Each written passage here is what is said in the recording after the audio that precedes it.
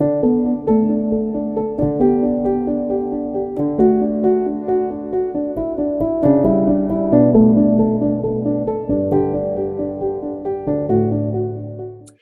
so my name's David. I'm a semi-retired GP and I'm the tender age of 68. I was diagnosed with a midgut NET in November 2016, so just 5 years ago now. But my story goes back much further than that, as you can imagine. It's a little bit hard to remember the exact details, but somewhere around November 2003, and the reason I remember that is that we'd taken our parents to New York for their 60th wedding anniversary.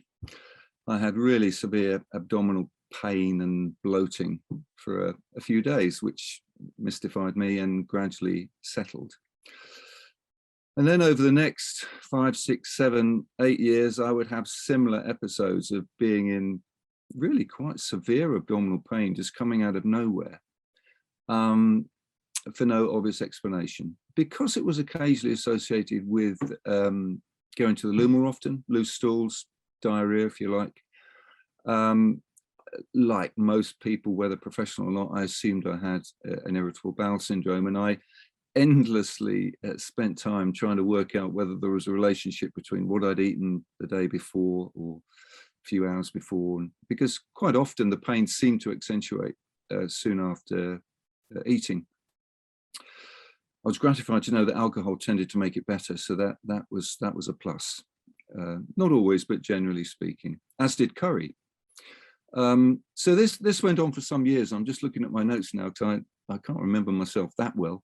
2009, went to see a gastroenterologist because it was dragging on. So it's gone on now for 6 years, and I had an upper GI endoscopy, colonoscopy, various bloods, and was reassured that yes, indeed, it was likely to be irritable bowel syndrome.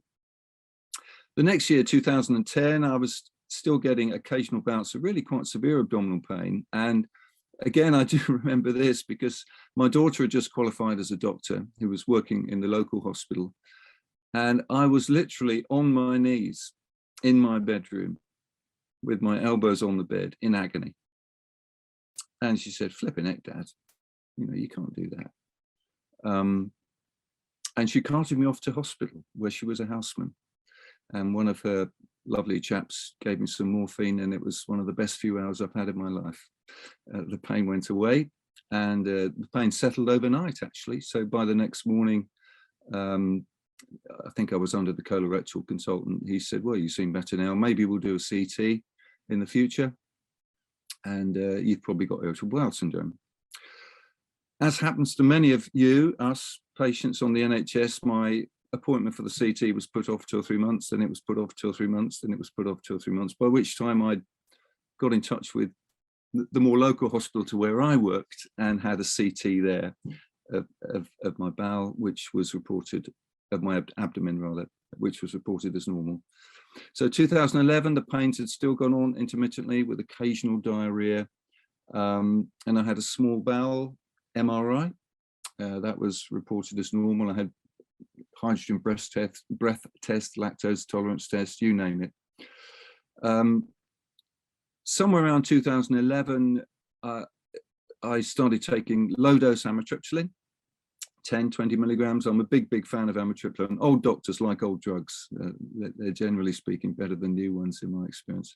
And indeed, I did seem to have a degree of relief. I could go weeks, occasionally a month or two with no symptoms at all.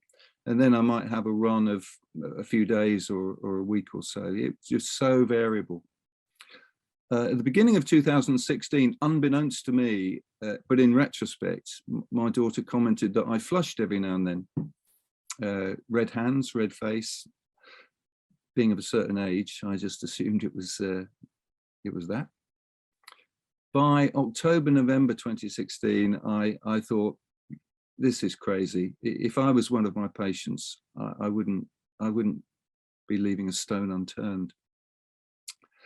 And so I contacted one of the gastroenterologists that I'd been previously referring my patients to for a second opinion. And I arranged to see him privately because what I think sometimes you get privately that you don't get on the NHS is time. Sometimes that's all you get privately, but that's what you need sometimes. I remember the day very well because it was very stressful. I got lost going to his house. I was late, but he saw me, and he said, "Okay, so you got this story that goes back, golly, 15 years. What I'll do, I'll ask my colleagues to look at your scans that you've already had and see what they can see." Well, I heard nothing from him for 2 or 3 weeks, and then he phoned me and said, "Yeah, my colleagues have looked at it, and you've got a small bowel mass, and almost certainly you've got a neuroendocrine tumor," just like that. So it's funny how you sometimes are relieved when you receive a diagnosis and anxious at the same time. I was more relieved than anxious, actually. So that started the ball rolling for me receiving treatment, and I was referred in January, February 2017.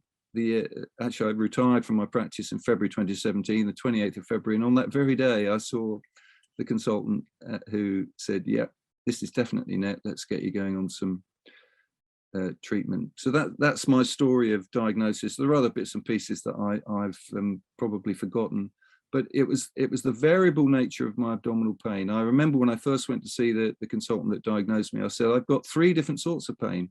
I had a pain that was up the top that felt more like indigestion. I had a bloating feeling that was just horrible. And then I had a sort of stabbing feeling in the abdomen." 3 different sorts of pains. They were clearly all related to the underlying NET.